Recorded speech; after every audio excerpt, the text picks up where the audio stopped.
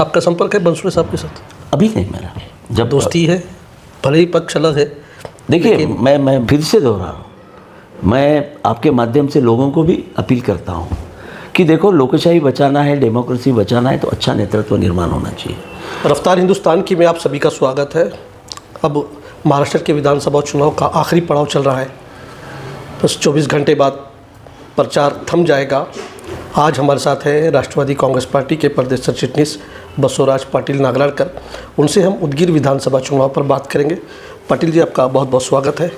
नमस्ते जी। कैसे चल रहा है चुनाव की प्रचार? अभी तो चुनाव अंतिम पड़ाव में है। हर पार्टी, हर उम्मीदवार अपने अपने हिसाब से आखिरी कोशिश जिसको बोलते हैं वो कर रहे जा रहा है। मेरे ख्याल से आज सभा समारंभ लास्ट हो जाएंगे और मेल जोल के भी मैं हमारे पार्टी के हद तक या सामने वाले भी हो, बहुत सारा मिलना जुलना तो हो गया है। अब आखिरी कोशिश रहती है, हर कोई भागम भागी करके सबसे 2 मिनट मिले वो मिले, ऐसे करते हैं। यहाँ के माहौल के हिसाब से मैं जो देख रहा हूँ, आम आदमी जो बात करे या न करे, गांव खेड़े में या गली मोहल्लों में आज का महाविकास आघाड़ी के पीछे ये लोग लग रहे हैं। ऐसे नहीं कि मैं महाविकास आघाड़ी का काम कर रहा हूँ, ऐसे नहीं। महाविकास आघाड़ी के पीछे इसलिए लग रहे, लोकसभा में जो डेमोक्रेसी बचाने का हो गया, कॉन्स्टिट्यूंसी अपनी भारतीय घटना बचाने का हुआ, इन चीज़ों का लोग अभी भी सोच रहे हैं। खाली लोकसभा तक सोचे ऐसा नहीं, आज भी लोग सोच रहे हैं कि भाई ये सब हमारी डेमोक्रेसी अच्छी रहने के लिए क्या होना चाहिए। मगर पिछले 10-15 साल से हम देख रहे हैं, ख़ास तौर से बीजेपी और आरएसएस वाले की जहनियत देखें तो डिवाइड कर रहे हैं। स्थानिक लेवल पर अब किन मुद्दों को लेकर चुनाव जा रहे हैं? तो इसी का असर, आपने बराबर पहले आपने सवाल पूछा स्थानिक के लेवल पे, मैं गया ज़रा देश लेवल पर, मगर शुरुआत वहाँ से होती है। ये जो मैं बताया अब तक का देश लेवल पर, वही सोच उदगीर मतदार संघ में है, यही सोच आपस में गांव खेड़े में कर रहे हैं। तो ये सोच के तहत जब लोग सोचते हैं तो मुझे लगता है कि यहाँ की स्थिति महाविकास आघाड़ी की बहुत ही बेहतरीन है। दिखने में आज माहौल कैसा है उदगीर में, बहुत सारे बैंड बज रहे हैं, बहुत सारे रैलियाँ निकल रहे हैं और सभा समारंभ में किस प्रकार के लोग आ रहे हैं।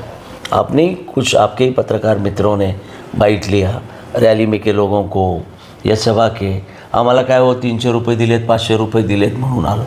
ये पेड़ गर्दी करना और लोगों के दिमाग में यहाँ के किसको वोट देना, ये जो बात है, मैं ऐसा नहीं बोल रहा कि ये जादू की कांडी की वजह से उदगीर में एक के खिलाफ हो और एक के फेवर में हो, ऐसा नहीं। मैं जो हिस्ट्री बताया वो हिसाब से आज हमारा उदगीर बहुत सोशल है, एजुकेटेड है। मराठवाड़ा में औरंगाबाद, अंबाजोगाई और उदगीर कल्चर्ड सिटी समझा जाता है। इसका मतलब दूसरे नहीं है, ऐसा नहीं, मगर सुशिक्षित लोग ऐसा समझ के सोच विचार करने वाले। तो मुझे यहाँ का माहौल तो एकदम आज के हद तक बहुत ही अच्छा दिखता है। जो दिखने वाला माहौल एक अलग दिख रहा है और है लोगों के मन में, ये ऐसा मुझे लगता है। 2019 में संजय बनसोड़े, राजेश्वर निटोरे, बसवराज पाटिल नागराळकर, तीनों एक साथ थे, एक मंच, एक मुहिम चल रही थी। बराबर। अभी कैसा लगता है कि आप ये मुहिम से 2 लोग तो अलग हो गए, आप अकेले इस मैदान में वही अपोजिशन पार्टी के भाजपा से आए हुए सुधाकर भालेराव के साथ काम कर रहे हैं? देखिए, आपके 2 सवाल पूछा आपने। एक सवाल में पहले बोला कि आप तीनों लोग साथ में काम करते थे, ये बात सही है। मैं ज़रा दूसरों के बारे में बोलूँगा तो थोड़ा सा गलत हो जाए। मैं एक विचारधारा के लिए काम करता हूँ और वो विचारधारा मेरी कल भी थी, आज भी है, शायद इंशाल्लाह परसों भी रहेगी। I am very confident. हम हमारे विचारधारा से हटे नहीं, हम जहाँ पर थे वहाँ पर है। बनसोड़े जी हट गए, हम बनसोड़े जी को छोड़े नहीं, बनसोड़े जी हमको छोड़ के गए।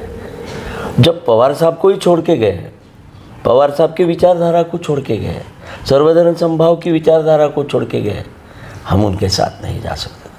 19 में ये विचारधारा के लिए, हम पवार साहब के विचारधारा के लिए, ये सर्वधर्म समभाव की विचारधारा के लिए बनसोड़े साहब के साथ थे। क्या हमारी जाति दुश्मनी है? इससे पहले हम जिनके खिलाफ गए, क्या हम अरे उनके साथ भी जाती दुश्मनी? देखिए, आज हम कहाँ पर हैं, वहाँ लोकसभा के बाद कुछ तो भी दिख रहा है कि यहाँ पर कुछ पार्टी का अस्तित्व है। मगर ये सब लोग छोड़ जाने के बाद हम 4 लोग ऑफिस में बैठते थे, तो लोग मुझे हंसते थे, का फसला हो तुम्ही, तिथं का बसला हो, काय आहे तिथं, कोणी भी नाही, एवढं वयस्क नेता है, त्यांच्यानी काय होता है? मगर वो पवार साहब का जोश, लोगों का उनके ऊपर का विश्वास देख के आज इनकमिंग सबसे ज़्यादा हमारे पार्टी में आज है। मगर उस टाइम में कुछ भी नहीं था, हम क्यों थे? विचारधारा के साथ। और दुर्भाग्य ऐसा है, मंसोड़े साहब ये विचारधारा छोड़ के सत्ता के पीछे चले गए। सत्ता उनके लिए महत्व की है, हमारे लिए विचारधारा महत्व की है। इसलिए मुझे आज भी कुछ नहीं लगता। ठीक है, मंसोड़े साहब चले गए, भालेराव आ गए। देखिए, विचारधारा में परिवर्तन हो सकता है। 5 साल टिकट नहीं मिलने के बाद भी भालेराव कहीं भी नहीं गए, एक जगह टिके रहे। मैं बोलता हूँ जहाँ भी है वो ईमानदार रहा। मगर इधर आने के बाद, पवार साहब की विचारधारा लेके चलने के बाद परिवर्तन तो होता ही है। वाल्मीकि ऋषि वाल्या कोड़ी की अपन बात तो सुने ही हुए हैं, उसकी डिटेल में मैं जाऊंगा नहीं, तो सुने ही हैं। तो विचार में परिवर्तन होने के बाद ये विचारधारा उन्होंने कबूल कर लिया, जो भारतीय संविधान के साथ चलने की, सर्वधर्म साथ चलने की, और मंसोड़े साहब आरएसएस के साथ चलने की, बीजेपी के साथ चलने की, जिनके ऊपर आरोप हो गए। प्रधानमंत्री खुद मोदी जी ने आरोप लगाया कि राष्ट्रवादी के इन लोगों ने इतने करोड़ रुपए खाया, दूसरे दिन उनके साथ चले गए। और दुर्भाग्य से ये है कि वो वॉशिंग मशीन में मंसोड़े भी चले गए। तो हमारे विचारधारा से हम टिके हुए हैं और मुझे कोई फ़र्क नहीं पड़ता। ये विचार को हम लेके चल रहे। उस विचार में मंसोड़े जी की जीत हुई थी 19 में, और वही विचार से आज मैं दावे के साथ कहता हूँ, विचार छोड़ने के बाद ही उनके हार हो जाएगी।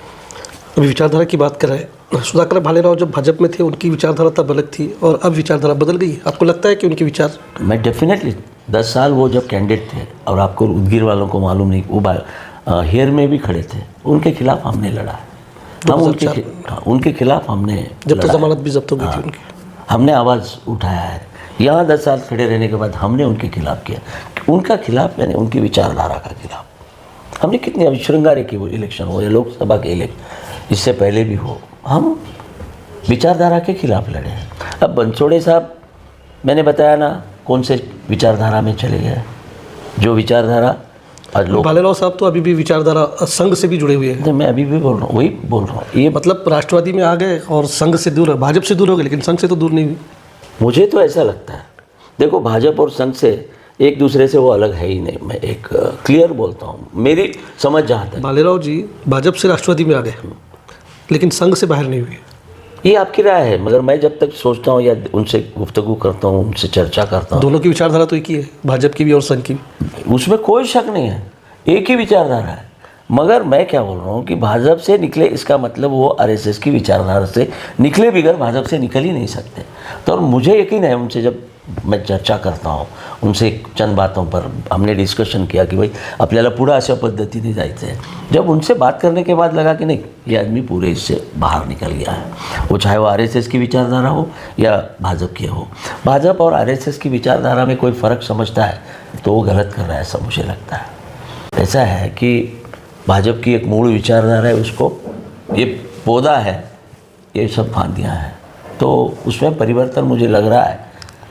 और वो परिवर्तन नहीं होता तो वो हमारे पास आते ही नहीं थे। पवार साहब के नेतृत्व में काम करना है तो उनकी विचारधारा को कबूल करने के बाद ही वो यहाँ पर प्रवेश लिए हैं, और वो विचारधारा छोड़े बिगर हमारे पास प्रवेश ही नहीं है।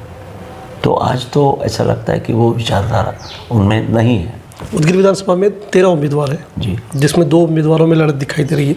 एक मंत्री है और एक पूर्व विधायक है। पूर्व विधायक के प्रचार के लिए शरद पवार आते हैं, रोहित पवार आते हैं, जयंत पाटिल आते हैं, लेकिन जो रनिंग मंत्री संजय बनसोड़े, उनके लिए कोई मंत्री वगैरह तो अभी और कोई स्टार प्रचारक तो उदगीर में नहीं आए राष्ट्रवादी कांग्रेस से। नहीं, मैं तो सुना कि देवेंद्र जी का उन्होंने, कि आज देवेंद्र जी के खिलाफ जो माहौल है, अलग अलग समाज उनके खिलाफ है, उनके एक एक स्टेटमेंट धर्म के खिलाफ है। आज उनको लाके बनसोड़े जी को क्या मिलने वाला है?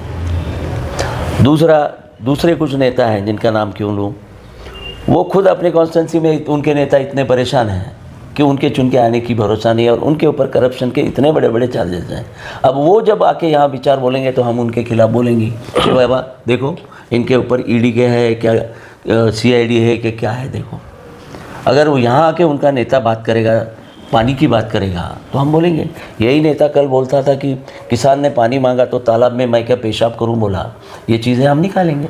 तो उनके पास ये दिखाने के जैसा और कर्तृत्ववान चेहरा नहीं दिख रहा होगा, ऐसा मुझे लगता है। तो जिस तरीके से वो इलेक्शन लड़ रहे हैं, वो अपना जिस संपत्ति के ऊपर से, जो भांडवल के ऊपर से आज इलेक्शन लड़ रहे हैं, वही शायद उनका आधार है। बात ऐसी भी हो सकती है कि इनको कॉन्फिडेंस है कि मैंने 5 साल में जितना विकास काम किया है वो जनता के सामने मैं लेकर जा रहा हूँ, और भालेराव साहब उन्होंने जो काम किया है वो लोगों को बताने में सक्षम नहीं हो पा रहे। एक बात देखिए, जिसलिए वो आज उदगीर में, भले आप कैमरे के सामने बोलेंगे या नहीं बोलेंगे मुझे पता नहीं, आज उदगीर में लोग बोल रहे हैं, मैं तो देखा नहीं मगर लोग बोल रहे हैं कि यहाँ भाव निकाला गया है। लोग बोल रहे हैं इतना पैसा चुप बैठने के लिए, इतना पैसा काम करने के लिए, इतना पैसा वोट देने के लिए। साहब जिसको कॉन्फिडेंस होता है ना, वो अपने विचार पे और अपने काम पे रहता है, पैसे से नहीं करता। आज ये क्या माहौल हो गया। देखिए मैं एक मिसाल देता हूँ आपको। परम पूज्य बाबा साहेब आम्बेडकर कुछ इलेक्शन जीते, कुछ इलेक्शन हारे। हार हो या जीत हो, वो देश के प्रधानमंत्री कभी नहीं बन सके, मगर प्रधानमंत्री से कभी वो कम नहीं बने। आज भी वो ऊंचा लगते हैं, प्रधानमंत्री से भी बड़े लगते हैं। क्यों बड़े लगते हैं? उनकी एक विचारधारा उन्होंने जो अपनी सक्षम रखी, वो विचारधारा से कोई कुर्सी के आगे भी बाबा साहब की ऊंची बड़ी है। मगर इन लोगों को कुर्सी प्यारी है। कुर्सी के लिए आज देखिए कितने गंदे तरीके से आज का माहौल चल रहा है। मैं उदगीर के कॉन्स्टिट्यूंसी की बात कर रहा हूँ, सबको मालूम है। अरे मैं कुछ कार्यकर्ताओं को पूछा कैसा काय जमलं का तुमचे, हे मिळणारे तर चालले की पुन्हा आम्ही आवाज की तुमचे। इस प्रकार से अगर चल रहा है तो इसको कौन सा कॉन्फिडेंस बोलेंगे? कॉन्फिडेंस ये होना चाहिए अपने विचार पे, अपने काम पे।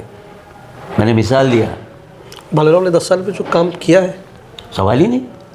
देखिए सोने के 5 साल, देखिए मैं बोलता हूँ तुमको, शुरुआत कुछ कामों की भालेराव से शुरू हो गई, जैसे कि ये पानी का वगैरह, उदगीर के पानी का हो गया, या जलकोट कर्नाटक का ये हाईवे के रोड्स वगैरह, इसके उद्घाटन करने का मौका हमको मिला। जैसे प्रधानमंत्री बहुत सारे हमारी कांग्रेस की योजना, मनमोहन सिंह के ज़माने की योजना का नारियल फोड़ते गए बटन दब, सेम यहाँ हो गया। इन्होंने भी कुछ काम किया है, मैं ऐसा नहीं बोलता कि कुछ भी नहीं किया, ऐसा नहीं बोलता मैं, किया है। मगर भालेराव ने नहीं किया ऐसा भी नहीं बोल सकते, उसके बहुत सारे मिसाल है। मगर ये क्या है, थोड़ा सा बैनर पोस्टर लगाने में ये ज़रा थोड़े माहौल है। देखिए MIDC बन गई, अभिनंदन बोल के किसने फ़ोन बैनर लगाया उदगीर में? मंसूरी जी लगाए। काम करेंगे तो दिखाएंगे ही ना, चाहे आप हो या चाहे वो। नहीं, आप मेरा थोड़ा सा अधूरा सुने। MIDC ची मंजूर बोल के बैनर 2 साल 3 साल पहले लगे, और नीचे भी उनका ही नाम है, किसी ने अभिनंदन, विकास पुरुष खुद लिख लेते हैं, विकास पुरुष। MIDC बनी क्या? मराठा आरक्षण का बैनर लगाए, मराठा आरक्षण मिला क्या? उल्टा इन्होंने टेबल बजा के SRT लगाने वाली की तारीफ करे, टेबल बजा के, मगर इधर तो बैनर लगाया। तो आप जो कह रहे थे कि जो करेगा वो लगाए, तो नहीं करे तो लगा रहे हैं। मंजूरी मिली है उस हिसाब से लगाए है ना। 3 साल हो गया, तैयार हो गई, ऐसा नहीं 3 साल हो गया। के कार्यकाल में भी मंजूरी मिली थी 3 साल। मैं वही तो बोला, जो ये कर रहे हैं वो भालेराव को करने को नहीं आया। हाँ, ये नहीं करने को आया, फिर वो आगे कर पाएंगे? डेफिनेटली कर पाएंगे। जो 10 साल में नहीं कर पाए, नहीं, आप ये नहीं कर पाए ऐसा नहीं, जो कर पाए वो आप ही तो बताए कि वो नहीं कर पाए। नहीं, मैं क्या बोला, आप नहीं, आप थोड़ा सा मिस्टेक कर, जो कर पाए वो दिखा नहीं पाए। देखिए दुरुस्त कीजिए, दिखा नहीं पाए मतलब वही बैनर लगा के दिखा नहीं पाए। मैं काम नहीं कर पाया ऐसे नहीं, काम के टाइम में काम नहीं बोल रहा हूँ, मैं भी वही दिखाने की बात कर रहा हूँ। तो मिस्टेक हो सकती है ना, नहीं आप ही बोल रहे हैं तो मैं काम नहीं दिखा। नहीं, वो 10 साल में करके दिखाएंगे क्या, यही पूछ रहा हूँ मैं। 10 साल में जो नहीं दिखाए वो आने वाले समय में। देखिए ज़रूरत के हिसाब से आदमी का परिवर्तन होता है। मुझे आज भी लगता है, तुम काम करो। आज जो प्रचार या पैसा कम होने के बाद भी भालेराव और महाविकास आघाड़ी के पीछे लोग हैं, काम और हमारी विचारधारा यही वजह है। और आपको इतना जो करना पड़ रहा है तो आपका कॉन्फिडेंस नहीं है, कॉन्फिडेंस नहीं है। आज 5 साल पहले जो आपका आत्मविश्वास था वो आज नहीं है, तभी तो सब जगह ये हो रहा है। ये गांव से आता है, इतना आया हमारे पास, वो गांव से आया, इतना पैसा दे रहे, वैसा दे रहे, ये चर्चा मैं नहीं कर रहा हूँ। और मुझे सबसे बड़ी चिंता ये है, ये इलेक्शन कोई जीते आ रहे, अगर इस तरीके से डेमोक्रेसी बेची जा रही है, कल नगर पालिका है, जिला परिषद है, पंचायत समिति है, ग्राम पंचायत है, तो काम करने वाला, सोशल काम करने वाला कोई चुन के ही नहीं आएगा। तो चोरी करो और चुन के आओ, पैसा खाओ और पैसा दो, ये माहौल कोशिश कर रहे हैं। मगर मुझे लोगों पे विश्वास है, लोग ऐसे बिकने वाले नहीं हैं, इसीलिए भालेराव चुन के आने वाला है। मैं ये बोल रहा हूँ आपको। कितने वोटों से जीते? देखिए, वो थोड़ा सा, मैं पॉलिटिकल साइंस का स्टूडेंट हूँ। ग्राउंड रिपोर्टिंग काफ़ी अच्छी रहती है। बिल्कुल, गांव खेड़े में, हर झोपड़ी में मैं रहने वाला कार्यकर्ता हूँ, तो मुझे तो अच्छा कॉन्फिडेंस है कि हम, क्योंकि लास्ट टाइम में लोकसभा के समय हमने आपका इंटरव्यू लिया था, तब भी आपने नहीं, और उसके बराबर कॉन्फिडेंस के तौर पे जो आंकड़े बताए थे वो करीब करीब सही हो गए। तो इसीलिए हम विधानसभा के बारे में पूछ रहा हूँ। 25-30 हज़ार के नीचे, 25 के नीचे तो नहीं जाएंगे, मैं दावे के साथ कहता हूँ। क्यों? तो इनके कारनामे ही ऐसे हो गए कि बराबर वो आएंगे। मगर देखिए, मैं फिर से दोहरा रहा हूँ, मैं आपके माध्यम से लोगों को भी अपील करता हूँ कि देखो, लोकशाही बचाना है, डेमोक्रेसी बचाना है, तो अच्छा नेतृत्व निर्माण होना चाहिए। जो मेहनत करता है, ईमानदारी से काम करता है, पैसा नहीं दे सकता। हमारे पास भीमन्ना कानमंदे बहुत बार चुन के आते थे, वो मुस्लिम बस्ती से आते थे। वजह क्या थी? हर एक के सुख दुख में थे, ना उनके पास पैसा था, ना उनके पास जात थी, तो मगर उनको कोई हरा नहीं सका, उनके पास काम था, और काम एक दिन का नहीं। ऐसी मिसाल आज हमारे डेमोक्रेसी में नहीं है।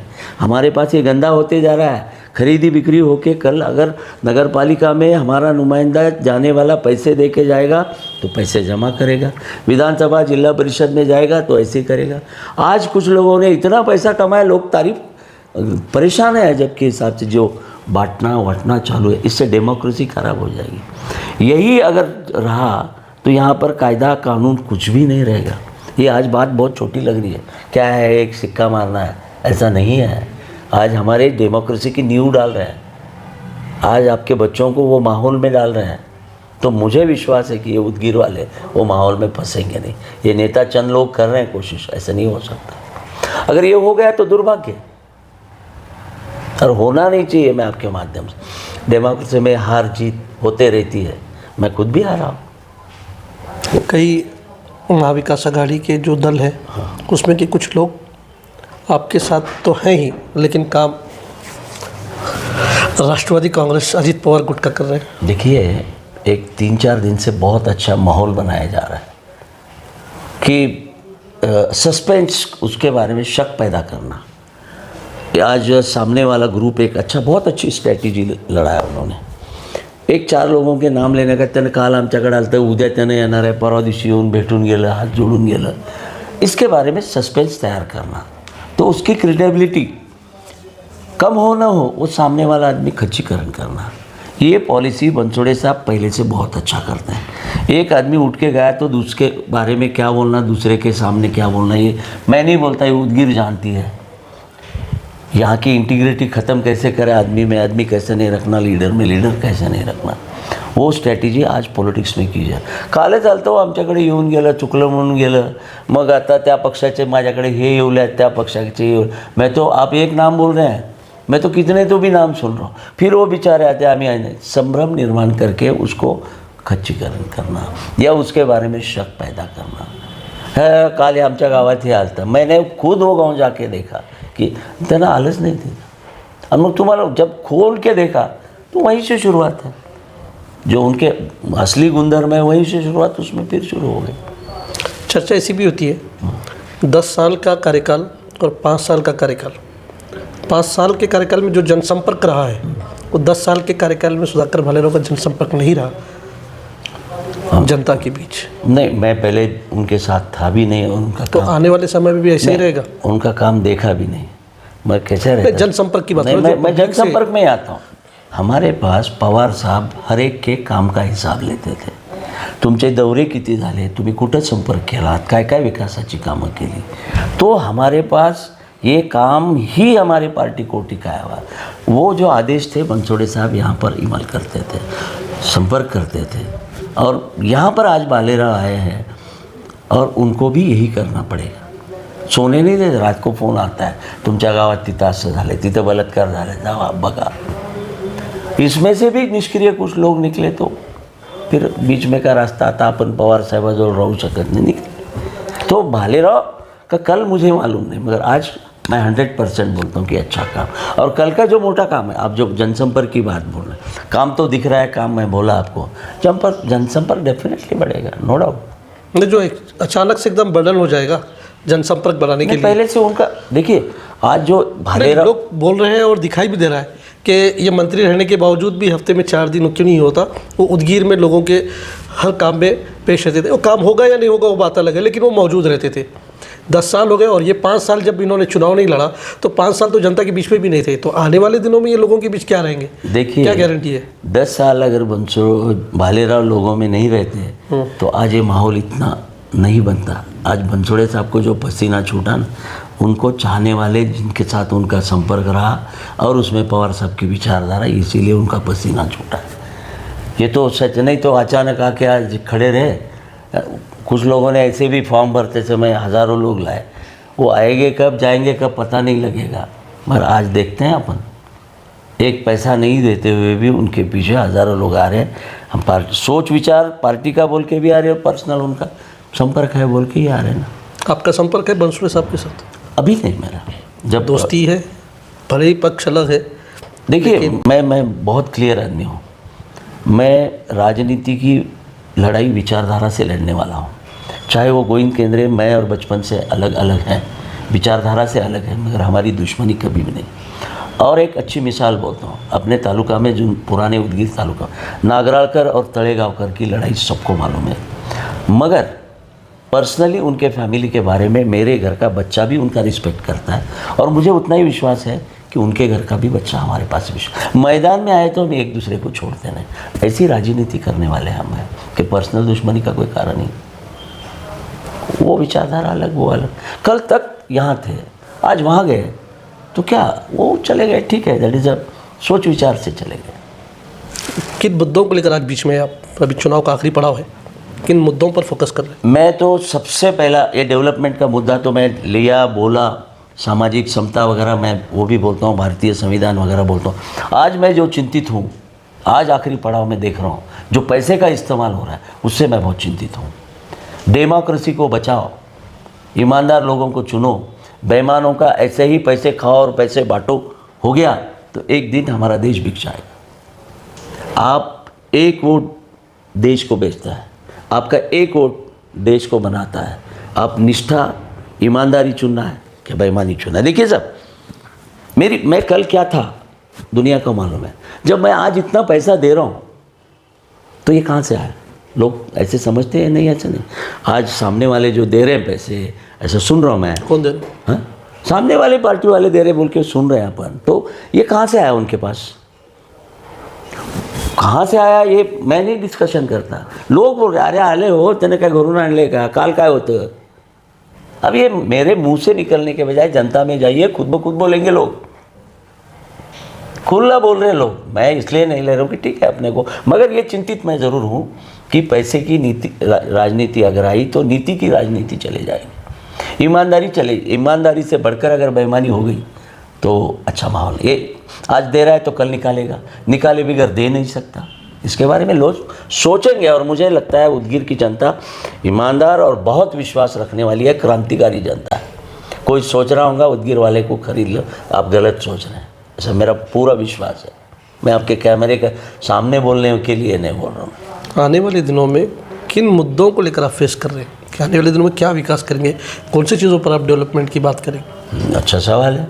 हमारा बेसिकली पहला भी सवाल वही था, लेकिन गाड़ी ऐसे ही हो कैसे? नहीं, आपके सवाल मुद्दा वही था। आपके सवाल में किन मुद्दों को लेकर? आपके सवाल में उप सवाल था। पहले तो हम पहला ज़रूरी है भाईचारा, वो हम बनाए रखेंगे। जो उदगीर में कायदा कानून भाईचारा बिगड़ गया है, विकास के नाम पे यहाँ पर जो करप्शन बढ़ा है, आज एक एक कागज़ निकालने के लिए, चाहे वो छोटे छोटे ऑफिस में जाना हो, नगर पालिका में हो, पंचायत समिति हो या लैंड एक्विजिशन में हो, कहीं भी जाने के लिए जो करप्शन बढ़ा हुआ है। बोलते हैं कि हमको हफ्ता देना पड़ता है इसलिए हम ले रहे, तो सबसे पहले वो हम बंद करेंगे। उसके बाद लोगों की ज़रूरतें जो भी है वो हम पूरी करेंगे। सबसे बड़ी बात यह है हमने हमारे 5 पॉइंट का जो वादा किया है वो लोगों तक पहुंचा देंगे। साहब मैं भी संजय गांधी निराधार योजना का अध्यक्ष था, आप देखिए कितने लोगों को हम बेनिफिट। आज के अध्यक्ष ने पूरे 5 साल के काल में कितने मीटिंग लिए और कितने किए, ज़रा देखिए, ज़मीन स्तर पर जाके देखिए। हाँ, ये ऐसा नहीं है। हमारा सोयाबीन का मसला आपने निकाला। मैं क्या बोल रहा हूँ कि आप इमारत बनाने के खिलाफ मैं नहीं हूँ, भौतिक सुविधा होनी चाहिए, मगर मैं भूखे पेट हूँ।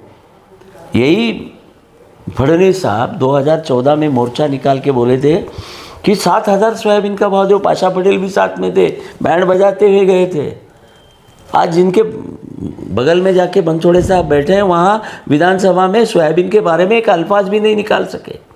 ये हम भाव कैसे दिला सकते, उसके बारे में काम करेंगे। अब इंश्योरेंस जैसी बात हमारी रह गई, किसानों का इंश्योरेंस रह गया, वो अगर मिलता तो हमको रास्ते पे आने की ज़रूरत नहीं थी। ये चीज़ें हम करेंगे। देखिए, रोड रास्ते ये तो होना ज़रूरी है, वो तो करेंगे। डिस्ट्रिक्ट होना ज़रूरी है उदगीर, वो भी करेंगे। मगर ये जो चीज़ें आज नहीं हो रही है वो रोज़मर्रा की है। हॉस्पिटल की क्या अवस्था है, हमने दीवार तो बना दी मगर उसमें डॉक्टर कितने हैं, उसमें फैसिलिटीज़ कितने, दवाएं कितने हैं।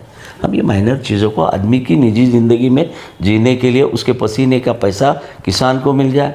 आज हमारे पास अगर इंडस्ट्री हो जाती तो यहाँ का मज़दूर बॉम्बे, पूना, हैदराबाद नहीं जाता था। यहाँ पर कैसे रोज़गार मिलेगा उसके बारे में सोचेंगे। एजुकेशनल डेवलपमेंट कैसा होगा उसके ऊपर हम काम करेंगे। ये मेरी काम करने की सोच है। ये थे हमारे साथ बसवराज पाटिल लांगलाकर।